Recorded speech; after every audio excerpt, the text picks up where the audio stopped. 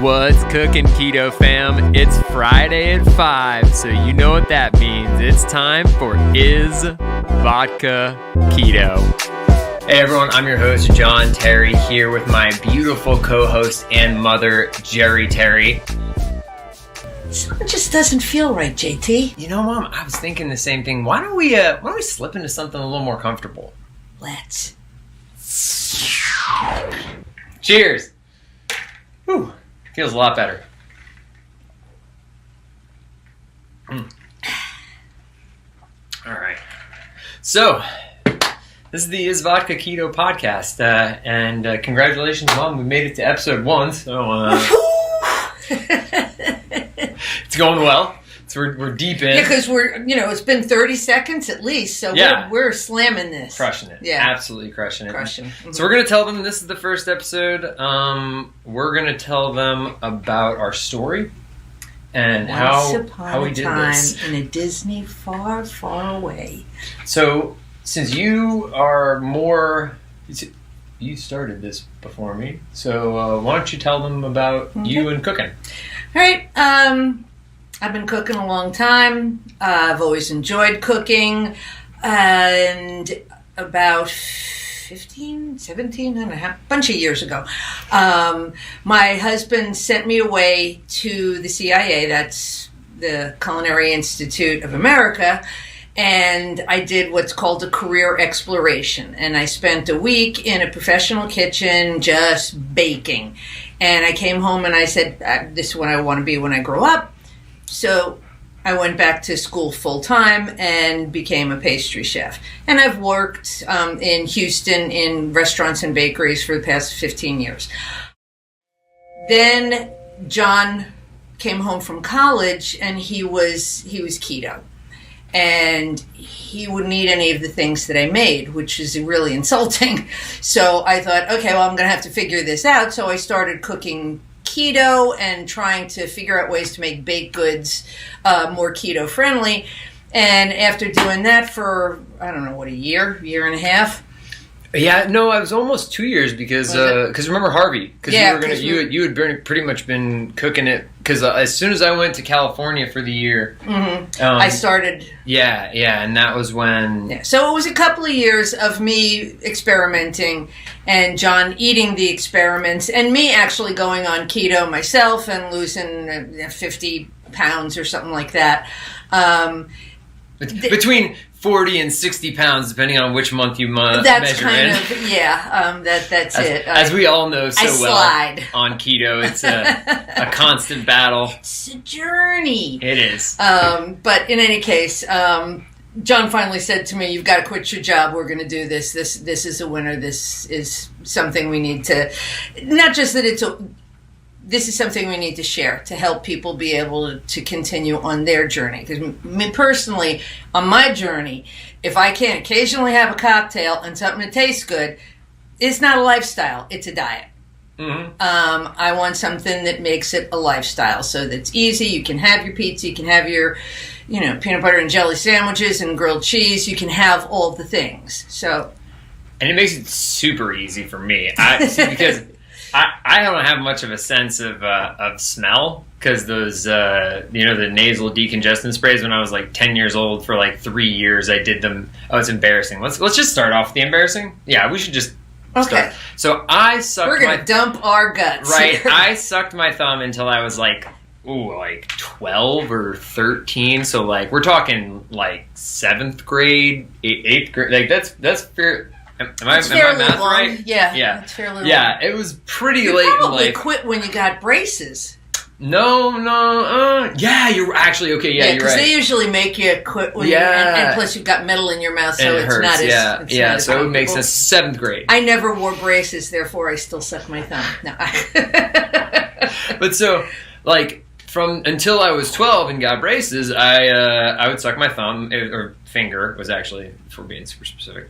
But because of that, living in southern Texas, a lot of times you get pretty bad congestion, and if you can't breathe out of your nose, it's hard to suck your finger unless you can breathe through your ears or eyes, which I worked on but wasn't super good at. And so I would just take this nasal decongestant spray every day for like 3 years, and it diminished my sense of smell. I don't know if you guys saw, there was like a period where there were like lawsuit commercials and stuff, and it's like, hey, did you take this from this to do this? And it's like, yo, yeah. But the result is that you can fart in a room, and it takes a while to get to me. You know, I have to like walk over. I'm like, Jesus. You did fart, huh? Not that bad. But so it's really made an amazing like segmentation of business responsibilities for us, because like I'm like, look, you know I'm gonna love it. I'm gonna love it. You're gonna make it. I'm gonna love it. So what he's saying is that I have to be the bottom line of taste. Oh yeah. Because as long as it's texturally sound, he'll like it. Yeah, and as long as it's keto, as long as especially you know, like. Well, let's assume we're talking keto here, right? I was pissed. I ripped out my CGM while I was working out yesterday. I have one of the little. And I was pissed because actually I just wanted to show you the tattoo. And yeah, so we try, as long as it ingredient wise and nutritionally meets my specs, like I'm the easiest to please. I'm like, dive in, let's go. Fried squid balls, do it. Let's do it. They even had balls, right?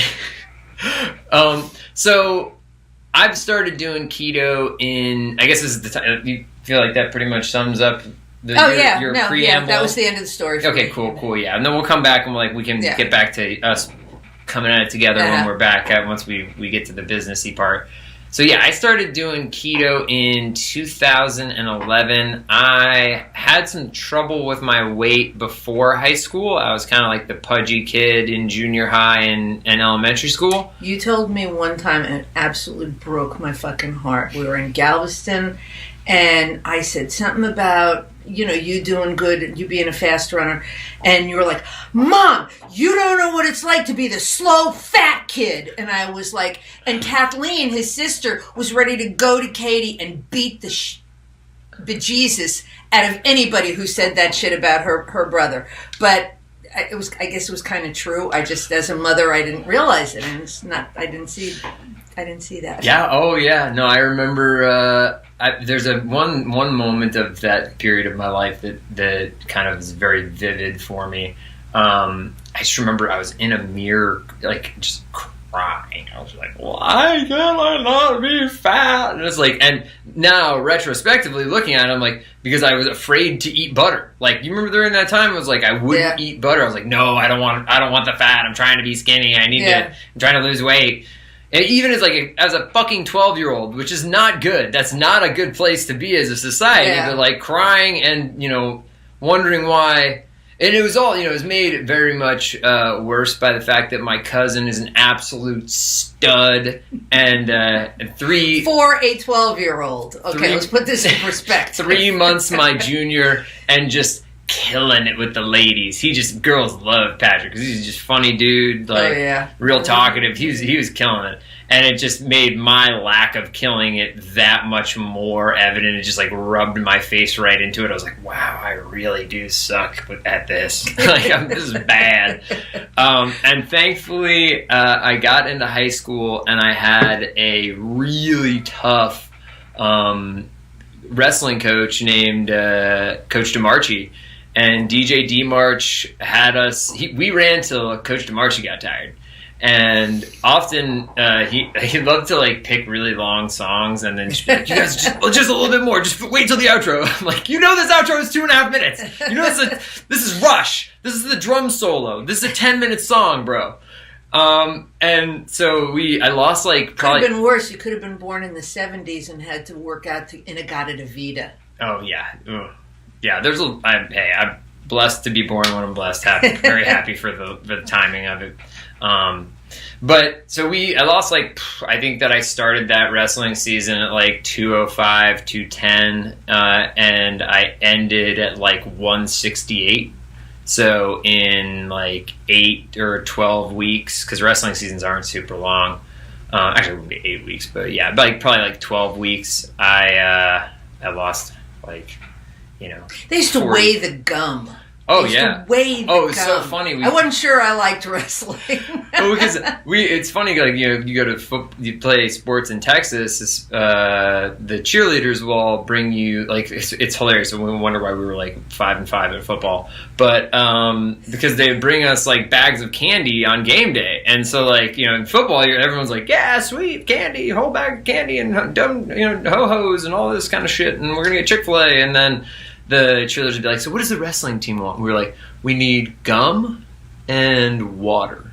And so they're like, oh, you guys really like gum? Yes, yeah, so we can spit our spit so that we can make weight. And maybe some beef jerky in there. And then, like, But you can't eat that before. No, and then you starve yourself and then weigh in, and then once you've starved yourself, you allot if it's depending on if it's just a duel or a tournament. If it's just a duel, then you know, go hog wild. And you can have a piece of gum. Eat your food. But if it's a tourney, you weigh some of it out and make sure that, you know, do your little calculations so you're not going to come. The worst is to win the first day and then to come back the second day and not be able to wrestle because you are not making weight. You gained that 16th of an ounce. Oh, because Coach DeMarchi he didn't like that. No. That wasn't good. Did you eat? Yeah, you don't want to do it. You just, let me tell you, you don't want to do that. And so I lost, you know, all the weight, and then got through high school, and then at the end of wrestling season my senior year, like, it was just astonishing because I never changed any of my dietary habits. Like, I would come home, it was hard too because she'd made like homemade ice cream sandwiches and stuff. Yeah. Oh, I'm sorry, I forgot you've been cutting for 4 days. I used to bring the team in heroes that I would fry chicken, panko fry chicken tenders, and then make like Parmesan heroes. Yeah. With sauce and mozzarella cheese. I was like, I was artisan. I was like crushing it in high school. You sold them! Like, what is that? It's like, oh yeah, this is salmon and apple with some capers and a little bit of cream cheese on a bagel. And they'd be like, what? And I'd be like, yeah, it's this one. Yeah, it's just this thing. Well, I've been selling your food. You're right. When I was a freshman, we used to make the candy crack, which you know, I'd come. We've actually done that keto though. Yeah. Oh, yeah. You guys check the recipe. Go like when you go to Ketonia in that top search bar right there. Go to search keto crack, and you will find a heavenly good thing. And ooh, this is a little time where we can give you guys a little cool keto tip. So if you are having. If you eat that candy crack and then you realize that you want to eat the whole thing and then you're having some gastro problems, you eat too much erythritol, allulose, all that stuff, Beano. I'm not a doctor, so this isn't medical advice. I'm just saying that when I overindulge, I'll have, you know, maybe 2 or 3 of the servings of Beano. I know that's against the order. Oh my gosh, didn't follow the serving instructions. Self-prescribing. Yeah. Oh my God, he has a brain of his own. It's like, yeah. Not a doctor, but I play one on TV. Hey man, whatever makes you not fart, keeps the girlfriend happy, keeps you happy, make sure that you don't hurt too much. But so I would make the keto crack and sell that. But yeah, so I got out of high school and I just immediately started gaining the weight back, and I heavy, like 30 pounds in like 6 months, because I mean I was partying. I don't know if you guys remember getting out of high school and being an idiot, but I remember the end of high school and being an idiot. Actually, so much so that I got kicked out of high school, that's a fun one in and of itself.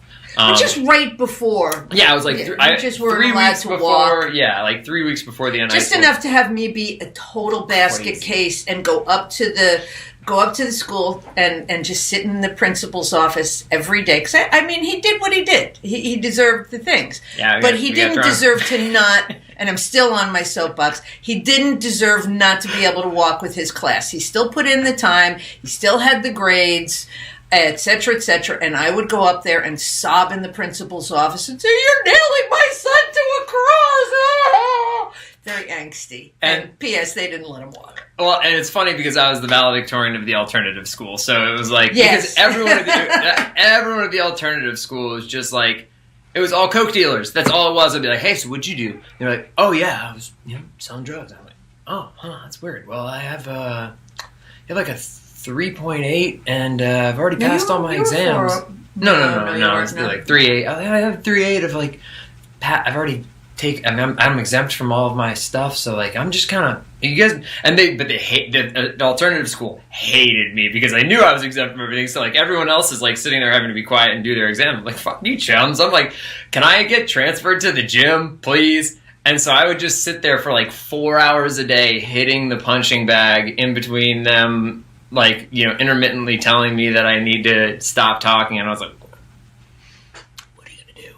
But either way, that's neither here nor there. So I got out of that and like was like, man, LSU, for those of you who are not from the South, Louisiana State University, or otherwise known as Lost Shoe University, known for multiple things, great engineering program, really good at football, also probably one of the wildest parties you're ever gonna do in your life. Like game days. I mean, I went to a couple of them, and they were beyond anything this old lady has ever seen. Oh, it's just, you know, miles of people. A city doubles in size. You know, goes from 500 to like 1.25 million. And the roads all are only in and then out. Like they just really, if you ain't going to an LSU game, don't go to Baton Rouge on a Saturday, because it is not going to be a good time for you if you don't want to be there for football. But if you are there for football, it will be a very good time. But I was like, man, I am going to get super fat, like super fat. And so my mom was like telling me about Atkins, and so I like started thinking about, okay, like, so what is, like, let's do some research. Like, what is this? And I found a PDF called The Drinking Man's Diet. And it was like, you can eat as much steak and chicken as you want. You can put butter on it. You can eat cheese with it. You can drink vodka as much as you want. Just don't drink it with soda. Just put it with club soda or water, or, you know, I don't think it had martinis. Yeah, like have a martini. It was like old timey too. I'll see if I can find a copy of it to put inside the video so people can see what we're talking about.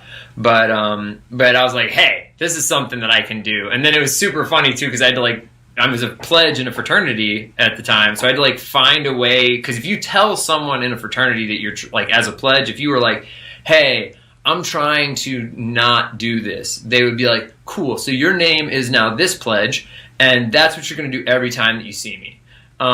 You know, I was like, oh, I don't like... Your keto pledge. Yeah. Eat this bread. Yes, they would totally do that. They'd be like, oh, keto pledge? Okay, cool. Only bread for you from now on. Like, that's the kind of thing.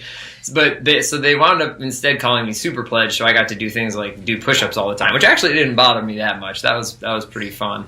But so I go through college doing this kind of like bastardized version of keto, and then get out of college and work for Merck Pharmaceuticals in the diabetes field, selling Januvia and Janumet. And that's where I really learned more about, you know, the endocrine system, obviously, and insulin and diabetes and fasting and ketosis, and really all the science behind all the things that we all are so now fascinated by. And so I got super into keto, really got serious with it, also got really into intermittent fasting. Now I start eating at around 4 in the afternoon, and then I'll usually try to stop by about 10. But either way, so we start doing all that, yada yada, and then now we're back to the part where my mom starts making all this delicious food, and I'm like, man, I probably should tell my mom to quit her job and that we should do this. And then I did, and I was like, Mom, you gotta do this, Mom. Look at this food. I mean, it's too good. Everyone likes it too much. And it's the truth. Everyone does like it. Well, and all your buddies were eating it, and whether they were keto or not, which is the validation that I need. Because if you say that's good for keto, that's not bad for keto. Yeah, then that's not what I'm. We want you to say, "Wow, that's really good." Yeah. Well, and because we have so backtrack. Like, I stopped working for Merck.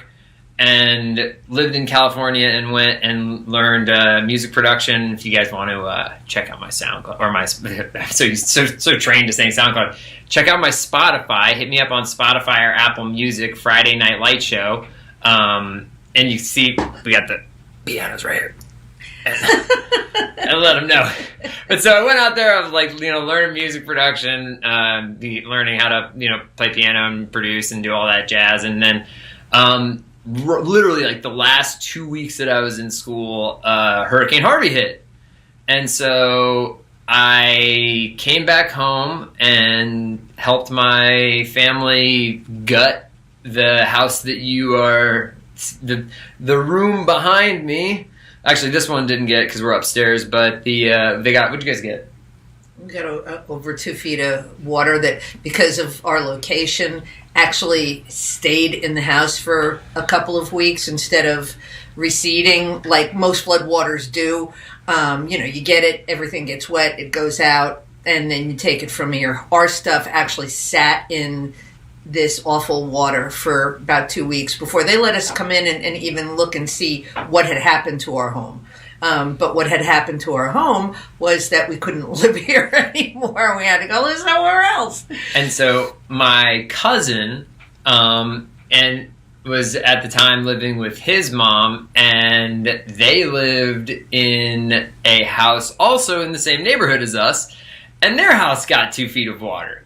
And my grandma, who lives, on the other, like, little bit, 10 minutes away on the other side of town, hers was high enough up that she didn't have anybody in there. So me, my mom, my dad, my sister, my cousin, my aunt, I think that's all of us, right? And the dogs. Oh, and so many dogs. And our 4 dogs, all moved into a 3-bedroom. Senior living home. They loved us. Yeah. They were hyped. Oh yeah, especially because we'd like sit and smoke pot in the backyard all the time. Well, not all of us did that. No, just you and about just 8 dozen. Just me. and so we would we were doing the everyone would come over, right? But they would try the food before any shenanigans happened. Mm-hmm. And so it was they still said it was delicious even before we smoked pot. And so we kept going, okay, we really need to do this. And so I was working for my dad as a insurance adjuster, or insurance adjusting sales. And he was like, dude, I mean, y'all gotta do this. Like, go, you and your mom set it up. And so we filed the LLC and started at the farmer's market. And I got a super awesome big shout out to the people from U of H and the SURE program, because they helped us come up with the initial business plan. And they also kept John because the classes were on Saturday morning. They allowed John to say, can't go to the farmer's market, I got to go to this class. So the fat old lady get to pick up the tents that they have, and I had to put this freaking thing up by myself, which I'm not even that tall anyhow. Oh, you got me back. Don't you kid like you didn't give me back. She so we mentioned that some people, she knows how to cook, and I know how to ostensibly do business stuff. And so, like, maybe 6 months in? Yes, it had to be like 6 months in, because we were already in the commissary. So in Texas, if you're under $50,000 in sales, you can do it out of your house. So at the very beginning, we just did everything out of the house. But then we started selling out enough of these farmers markets that we were like, okay, we got to get some spots in the commissary kitchen and start making this. Because you can't imagine what my house looked like, because I'm baking 12 or 15 separate items. I'm making donuts. I'm making 3 kinds of bread. I'm making cheese straws. I'm making all these things. And my entire house is turned into a commissary kitchen. So there's bags and product and materials. Ingredients. And not flour, but, 50-pound bags of almond flour. Machinery, and all this shit all over the place. Labels. God, We're going to talk about the labels. Don't you worry. We'll get to the labels. Yeah. I may even Nah, we'll just have it. This one will be a longer episode. We can go through a couple of our missteps, and maybe I'll have like a deep dive later episode where we can talk about like all of the things that I fucked up. What we need to do at some point is put on a picture, one of the pictures of the living room. Oh, that's coming up in the story. I think that was the first. Was that the first KetoCon? Yes, I think so. And our entire living room. But we're not there. Hold on, we'll get there. Because I gotta. This is the part where. So we go, and you just tell me, you're like, by the way, I think I'm going to go to Europe for... oh, shit, yeah. I'm going to go to Europe. Catch you later, dude. And I'm like, what? Yeah. But this is like, we had gotten into... I'd been going around and pitching us to these little independent supplement companies. So we were in like TF supplements and, Total Nutrition, stuff like that. And I would go every week and bring them the stuff. Well, so I got to learn, and I'm in the kitchen. I'm like, I don't know how to use this mixer. Like, I know how to do these things in my house, but there's like a Hobart. Cheese straws and the coconut macaroons, and it was all on Amazon at the time. No, okay, yeah, you're right. So maybe I have my timeline wrong. No, I mean, it was both. You did both. No, because, okay, so but then the first time you went away was when you went to Williamsburg, not when you went to... No, right, and you kept calling. Yeah, because, so she went to Williamsburg. Everybody in Williamsburg, so you're in this huge restored area. Yeah, this was the first time. And people would come up to me and they'd say, how's John? Did he get the macaroons okay? Did he, because I called her, I'm like, Mom! I don't know how to do it. I'm like, it's like, I'm like, I'm burning shit, I'm fucking it up. In the middle of tours. There's like people in this commissary kitchen who are like watching me be a fledgling idiot. I'm like, I don't understand how this works. What are we doing? And so, like, left very good instructions. You did. But then so the Europe one. So then Williamsburg was only for a few days. Yeah, and so Europe was for almost 3 weeks. So we're cranking it at these commissary kitchens and at these supplement shops. So we were like, we got to take these to the next level. And if we had been smart, we probably would have just immediately then tried to go to somebody like Walmart, like we've been partnering with now, and say, hey, like, what's the process? We should have gone that route right from the beginning, because I'll be honest with you, working with Amazon, that will be we'll make it, we'll have a deep dive on the business mistakes, and that'll probably be episode number 3. But so we decided to go on Amazon, and so we start making these cheese straws that we sell on Amazon, coconut macaroons that we sell. We basically took our best products, we've tweaked them a little bit so that they wouldn't break when you bubble wrap them and ship them to somebody's house on Amazon. And then my mom was like, we're going, or you had told me, like, I don't know whether we were so naive in the beginning. We're like, I'm sure this is going to go crazy. In like the first 6 months, we'll cash out for $5 million. And then, I was like, I'll come to Europe. We'll all go to Europe. We're going to Europe. Yeah, like, we're all going to be super rich. Like, this is going to be great. It's so, of course, consumer packaged goods. What a cinch. We should have done this 10 years ago. Exactly. And needless to say, it didn't work out like that. And at this point, when you're out you went to 3 weeks there, yeah? 2.5. 2.5, and like the highlight, because there's lots of me, just crying in my car, just like, what the fuck am I doing? Like, why am I? Oh my God, yeah, you were well, because me. Well, and so what the crescendo of the fucking awful that was that week was we had been getting our pans stolen, right? We had these big baking pans that we used to put the cheese straws on, and I was fucking tired of people stealing my pans. Oh, I remember this. And so I got some high heat spray paint, and I spray painted Ketonia on them, right? I was a big KT, Ketonia. It's my shit. Tired of y'all stealing my $10 pans. And so I then make probably those was probably 75-pound or 100-pound batches that we got out of that mixer. Yeah, so huge. 100 pounds worth of ingredients, and I start making these cheese straws, and I'm looking at them, and I'm like, there are fucking flecks of paint in this cheese straw dough. Like, I'm like, there are fucking flecks of paint in this cheese straw dough. I just spent $50 fucking hours spray painting these goddamn cheese straw pants, and now I'm gonna have to do it again. I'm gonna have to scrape them off, and then I had to scrape them off, and I had to throw away. It was total loss. Like, total loss on the ingredients, total loss on the day. Didn't get anything produced. Then had to go home and scrape off the paint thinner so that we could fucking still use and we continuously, because I don't know that we ever actually used them again. I think we went out and got... That was when we switched, because the ovens were shitty, and so we were like, okay, this just isn't working. We're gonna have to get new pans. We had, full size sheet pans. Sheet pans. We went to half sheets because we could turn them because the ovens had hot spots. Ovens wouldn't burn everything. Like right here is burnt. These are raw. How many of those extra burnt cookies have you eaten? Oh yeah, but I like them. And, I personally think they're caramely and we could even we could make like a new product, like a burnt cookies. Yeah. I don't know, that'd be a hard pitch. No, I promise people will like it. It's burnt. It's fun. It's a big hat. It's funny. It's funny. And so we were making everything on Amazon, and man.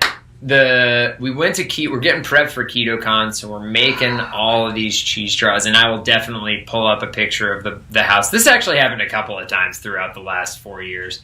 That we would have just hundreds of boxes, because this is before no one ever it was too expensive. Our commissary slumlords were I'm kidding, Laura. It was just expensive. It's expensive to rent out space in a commissary kitchen. It's very expensive. It's like rent. And so, for a while, we just had to we would bring everything from the house to the commissary, and then we would do all of our packaging at the house. And we also made all of our own packaging because we would change the recipes fairly frequently. So instead of having the full bags made, we would print the labels ourselves at Office Max, and I'd be smashing the printer. Why do you keep fucking making these wrong? Why can't you just fucking print in a straight line? And we would do that for just hours and hours, and labeling, and then we would have the boxes, and so we'd bubble wrap, and we'd take family, we would steal people from the streets, vagrants, anything. We would literally dogs and cats. No, however, I didn't have a whole lot of people over in my house for dinner at that time, because literally we would have cases. But all of our family pitched in. Shout out to all of our family. Oh, absolutely. Especially my dad, my Aunt girlfriend, Suze, Patrick, Jess, Meg, everybody. And anybody that came over were like, "Why? Can we get you a drink? Why don't you sit here and?" How do you feel? You're like labeling stuff. It's really simple. It's actually super easy. Everybody's doing it. Yeah, now. So it's really popular. So we're boxing everything up for KetoCon, and then we go with all the cheese straws, and they're a big hit, because they're amazing. I mean, they are one of the most amazing things that I invented. And guys, get ready, because they're coming back. We're actually literally about to buy the machine right now, so get hype. Cheese straws are on the way, bro. But we go to KetoCon, and that was actually where we launched the coconut macaroon as well. Yeah.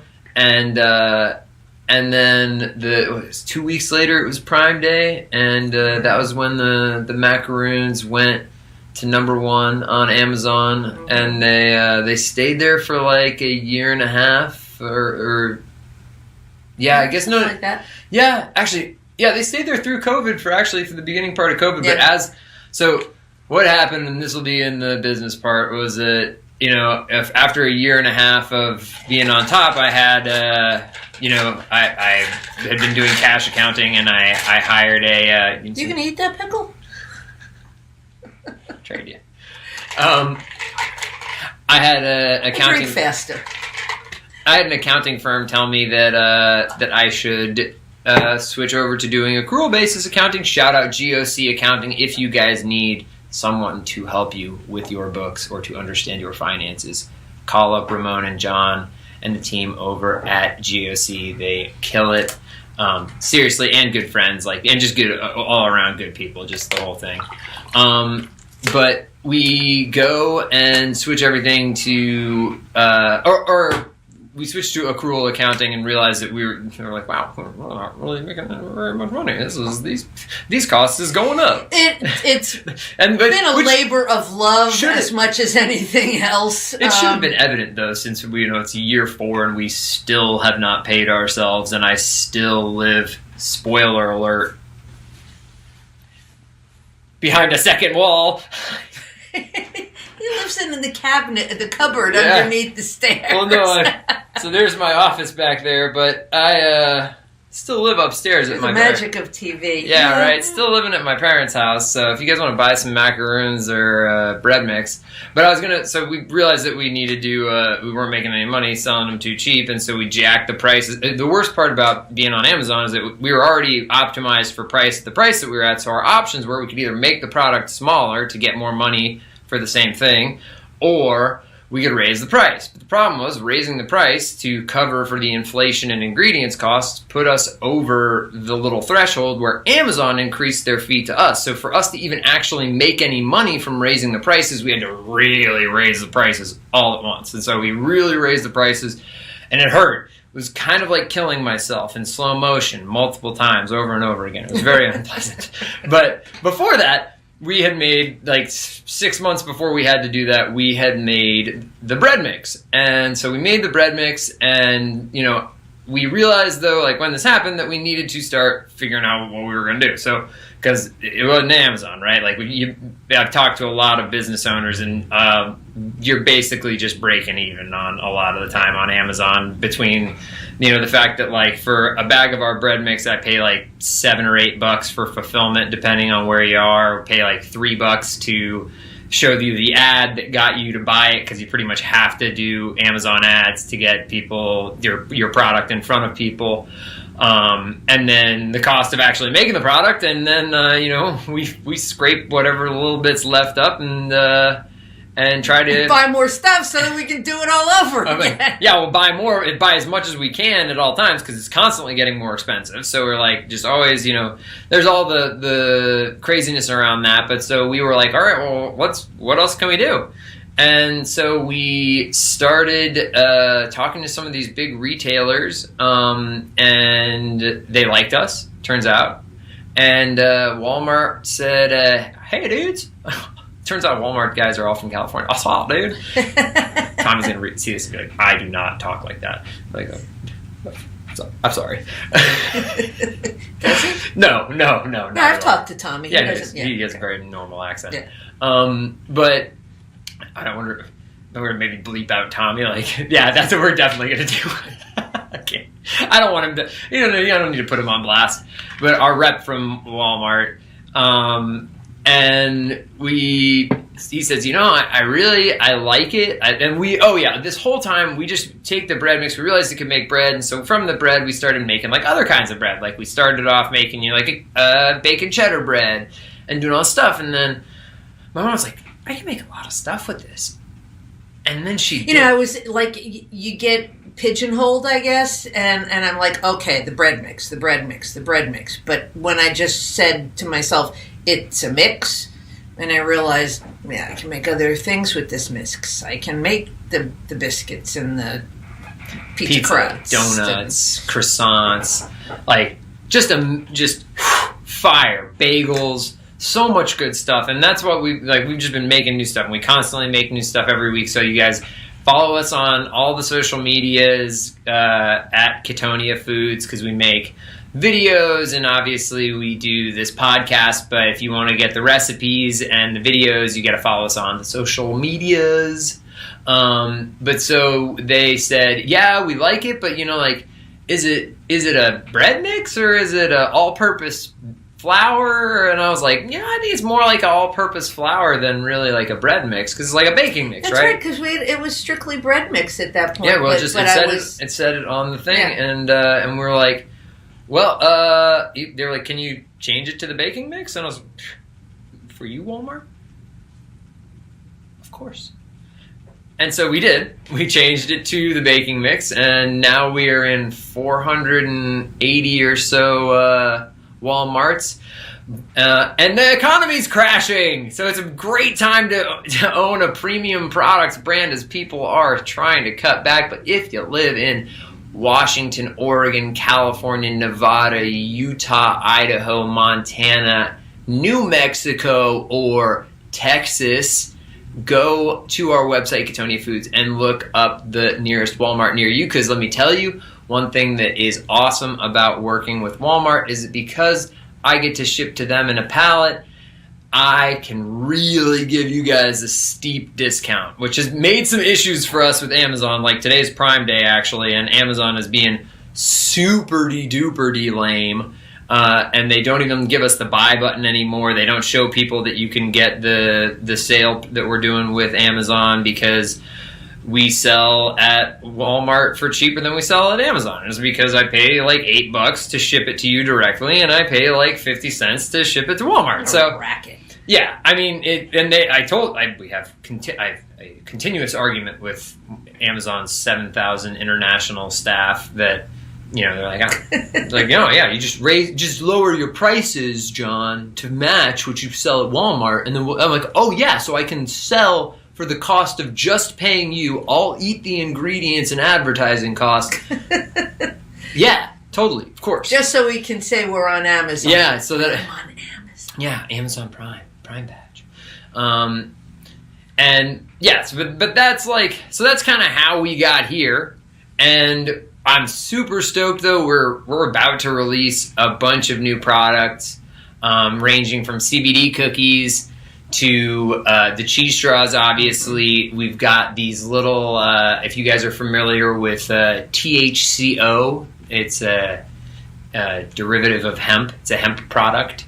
And then HHC, we're going to be making cookies to get you a little weird. I don't know if you guys noticed, but there's turns out that we called this podcast Is Vodka Keto because we're like, you know, fun. Maybe.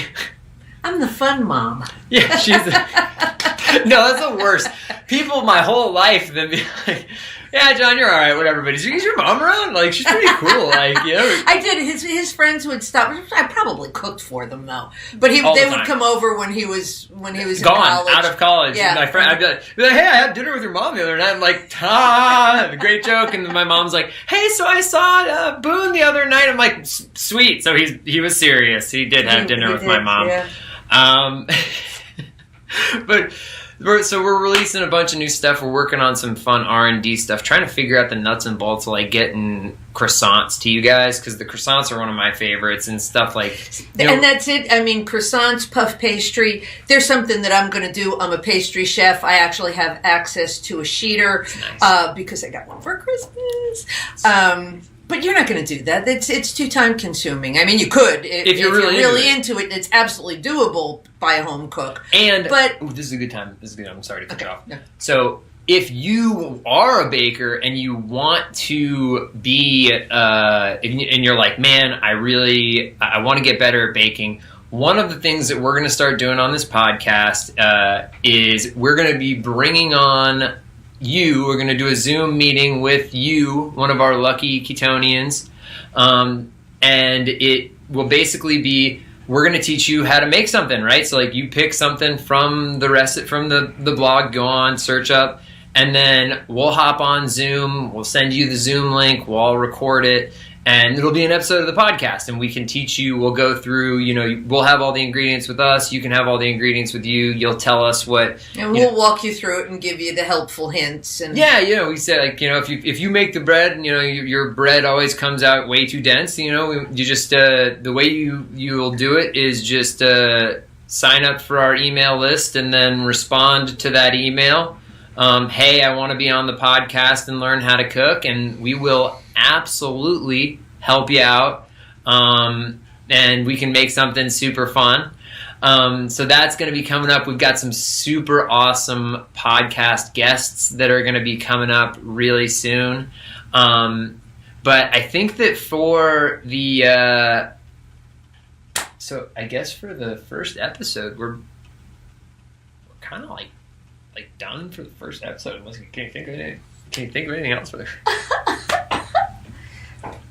Okay, no, that's it. I think we've said it all for the first one.